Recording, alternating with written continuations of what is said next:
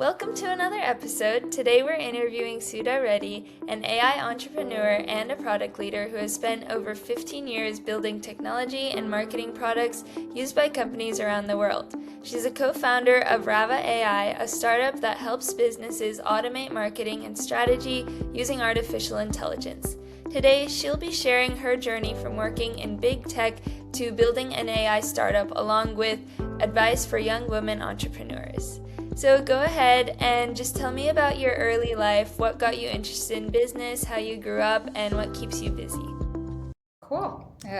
Definitely. I think I have had my bachelor's in electrical and computer engineering, but that wasn't a choice. That was almost a parent's decision that I got pushed into it. But before that, the things I remember are I'm always a very curious person. So I'm always trying new things. I think when I was in ninth grade was when I started my own tutoring business, and I used to tutor all the younger kids in my colony. And I remember doing all the marketing flyers to make that happen. All of like that was where I attribute a lot of like those traits to the curiosity, the willingness to try something. My English when I was in India was very bad, but I actually signed up to teach English classes when I was in college. And so there are small steps I have taken way before. And after that, luckily, just because of my master's in electrical engineering, it's shaped into my next set of job opportunities or career. My first opportunity started with Intel, and like big tech. I have done big tech as well as small tech, but the startups are what excited me. I have been through quite a few startups. You get to wear so many different hats, and you get to solve real problems, and you take ownership of something and make that happen end to end. That's what has kept me so excited. And I've started my own company. I've started my own marketing agency, and right now, I lead AI for an enterprise company as well. So this is, it's a few common traits, but that's been my life so far. Cool. And So thank you for what having me. This has been Yeah, of course. Yeah, no problem. So what got you interested in business, and like where did you go to college? How did that shape you into like coming here to the US and finding your passion? yeah. In a way, college and entrepreneurship doesn't have to go hand in hand. That's what I have learned. I think I have my master's, I have my MBA as well, but I don't attribute that entrepreneurial trait to be coming from education. I think those are one aids the other, but don't necessarily contribute to the next steps. It's not like just because you did an MBA, it prepares you to what's coming up in entrepreneurship. It's a whole other ball game, and it's a whole other experience. So the thing I would say is, if you are passionate about solving problems, if you are passionate about solving anything that you come across in your environment or for certain types of customers, that obsession is what makes you go and want to be entrepreneur. So I think what got me started was I was at GoDaddy, and one of the problems that I kept seeing again and again was I had like these small business owners that wanted to do very creative custom marketing, but GoDaddy wasn't able to fill that gap. And I wanted to really solve it. I tried to do it inside GoDaddy as an entrepreneur, but I couldn't. And that's how I went out and like said, okay, I need to solve the problem, and let's go like create it. I was obsessed about it at that time. It's changed quite a bit now, but it's the obsession, the customer obsession for solving a problem is what makes you go towards entrepreneurship, I feel. So like being passionate about something is super important, Yes, right? absolutely. Okay.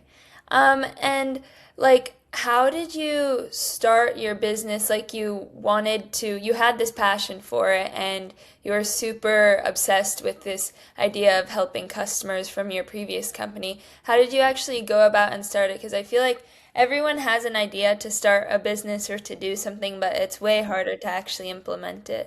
Yeah, yeah. this is where one of the business concepts that really works out is product market fit. You don't want to like just start a business. Sometimes we might have a passion, but there are no customers for it. That's also important to check, right?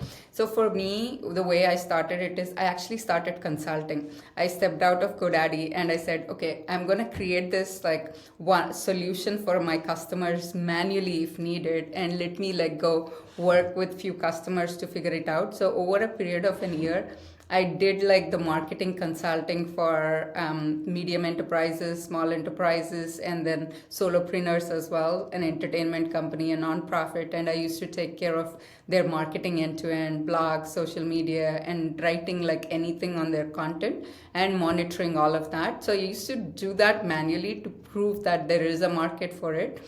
And so it was very I think that year has been the strongest learning for me. You don't know sometimes till you get in whether there is what to learn, what not to learn. So this is a learning journey more than anything for you as well as your customers. But the sooner you can learn and test it out, most of the times, like what people end up doing, especially in Silicon Valley, right? High school and even fresh grads, they participate in hackathons, they participate in a lot of these. You build something over a weekend, you try it with real customers and see if there is possibility, and then pivot. So that's the best way to go about it. I think you don't want to extensively go build, like lock yourself up for like 1 year and build. That's like used to be the norm, and that's no longer gonna work. So I have learned through my own failures, but for especially AI world, I don't think you even need to make that costly mistakes. Mm-hmm.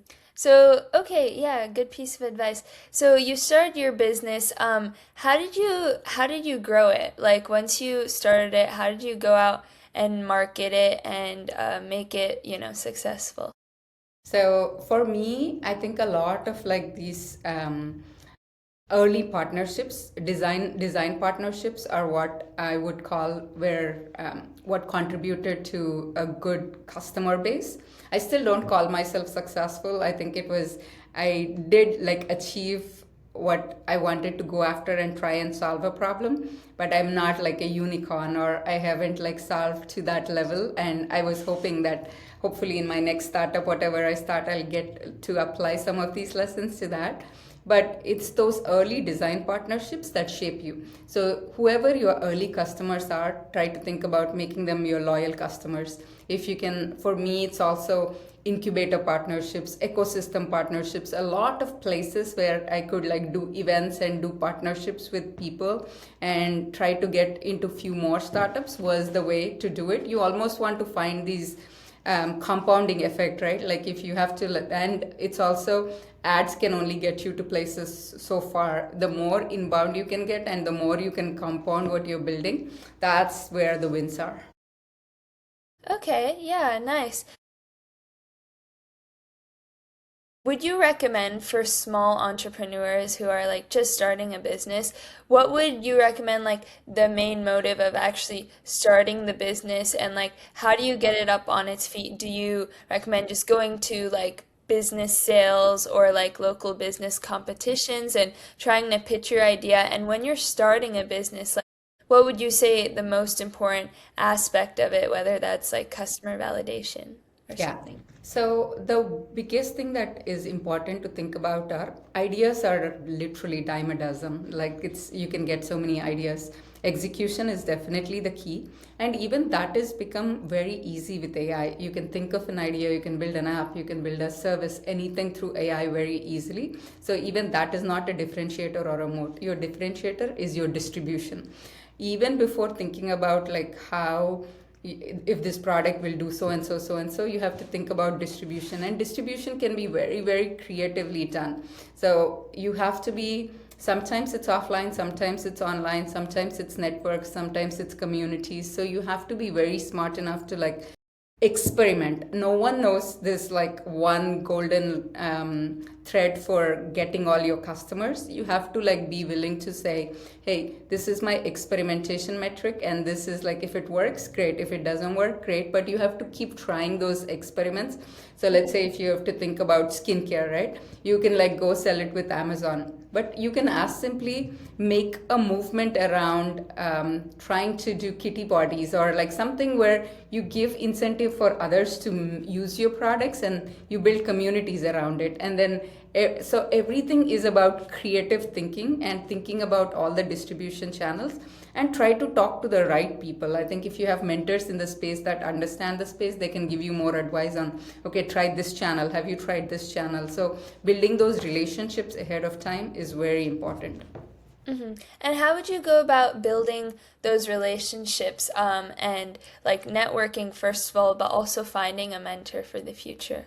Yeah, I think starting relationships are definitely not built in a day. They take years and years, and it's a long-term like relationship that you have to think about. And I wish someone told me early in my career to do that, but I haven't been very good with that, and I have started only over the last few years.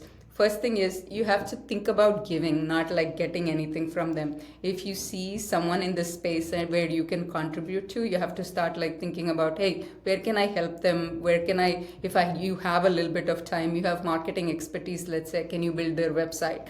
So you start offering these things, or being a connector for different situations where you give value to people that are in prime like areas. Like it could be CEOs, it could be your director, it sometimes like it could be your own network of friends, and they grow and they go to places, and when they go to places, they take you along in opening up your own network as well. So your mentors could be your own family, it could be your teachers, it could be your, when you do internships, it could be in your case like wherever you're working with internships. And there are now several platforms. LinkedIn has opened up a whole new stretch of things. Instead of, if someone actually said something very useful and like something good, like podcasts, it is a good way, right? Like if you're talking about getting to know people, if they want to be on podcasts, like you made a relationship already. So any places where it opens you up into a relationship, keep trying it out.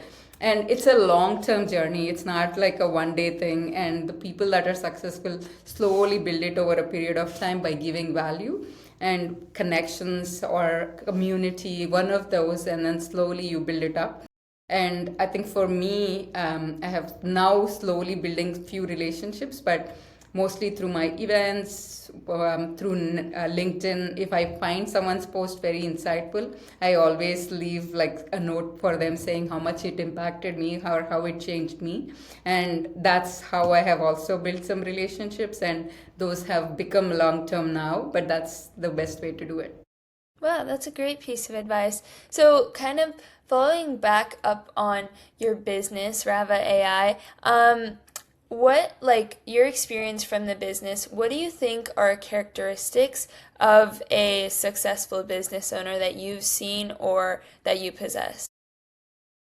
So one thing is, you are bound to fail. The more failures you have, it's not even a question in entrepreneurial journey that you're gonna fail.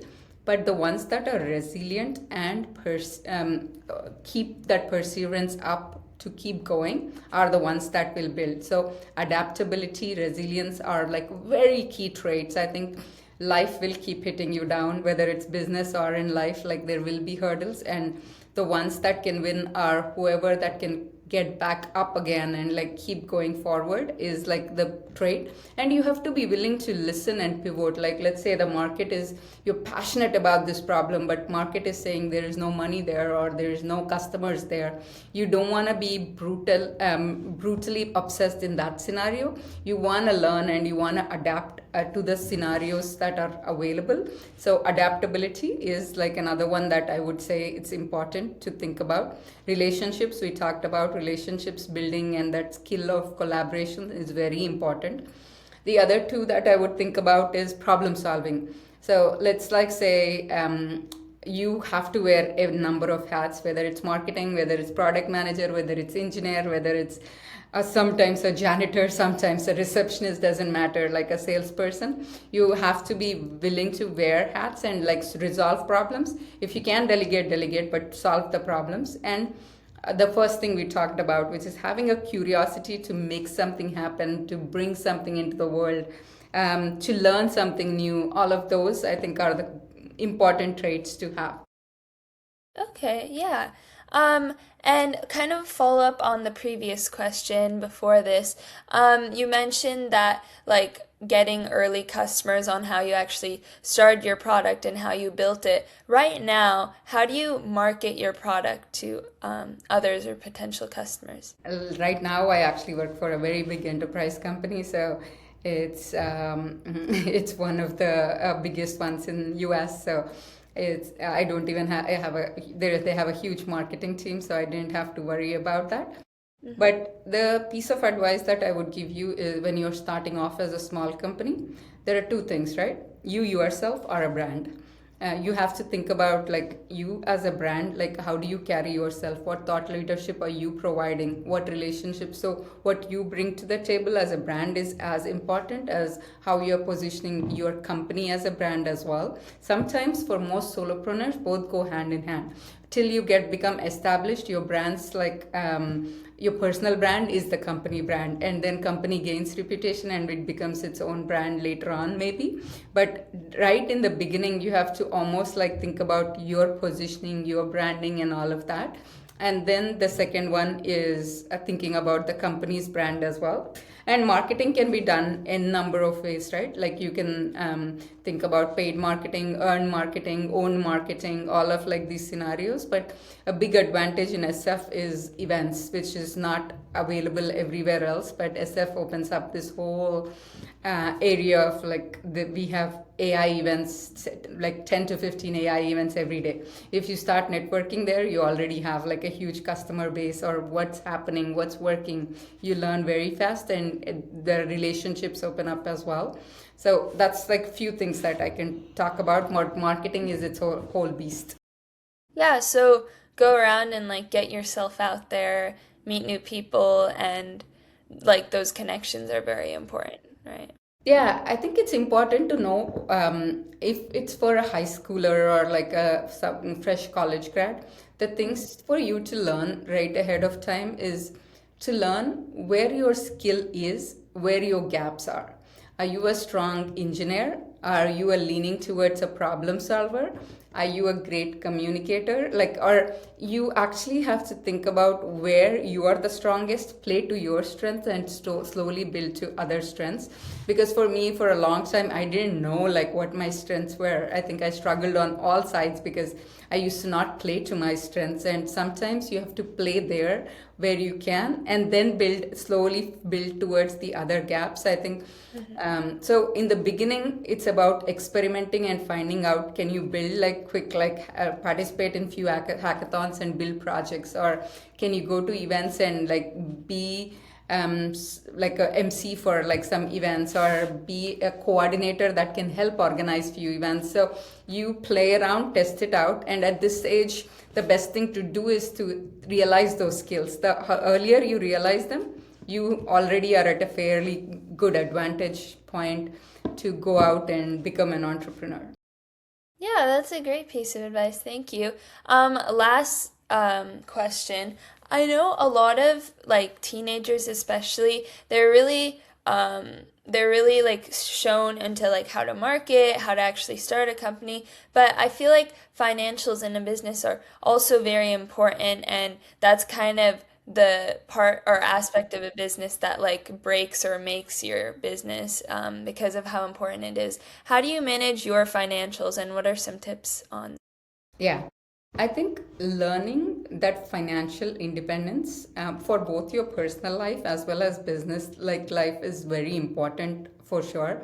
I don't think people talk about it enough. We always talk about passion, we always talk about Yeah. obsession, we don't talk about if let's say you are doing a startup and you have no money to pay the rent. Like, and people do that all the time. Then there is a lot of decisions might be not in the favor of the business because all you are thinking about is paying that next month's rent, right? So there are some basics you do want to think about. You want to think about what your runway is. Do you actually, can you support yourself for the next few months? Like, what is your runway in terms of when you're even starting a business? That's like, those are the quick questions to ask, you know. How are you supporting yourself?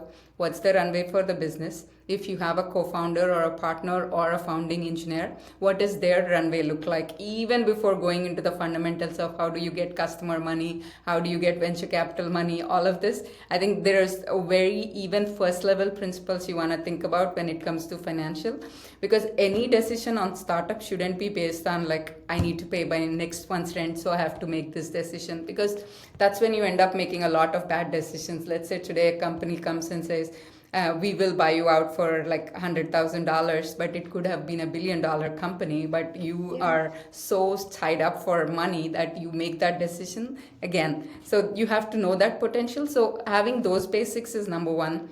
And also always right in the beginning, when you're thinking about product market fit, think about like these first few months, as well as what is the time frame that you're going to give yourself to get your first customers, to break even, to also get to product market fit. Is it like 3 months? Is it 2 months? Like, you want to like plan that out a little bit, and doing those first experiments. If I do this experiment, would I get this much like validation or this many customers? Those are the fundamentals to think about. I think talking to any mentor, like there's now so many startup mentors that can help figure this dynamics out. And the other way to do it is you almost can start getting into accelerators very early on in a pre-seed stage, so that you get nurtured to like make that happen. That's why I always recommend these hackathons, because they give a ton of resources. If you win a hackathon, you could get $10,000, and that's your like seed money to get started, right? So those are the things to play out for sure. We can keep talking about it, but that's Thank you so much. Those are all the questions I have, but thank you so much for your advice. It was super helpful. Sure. Thanks, Rishika.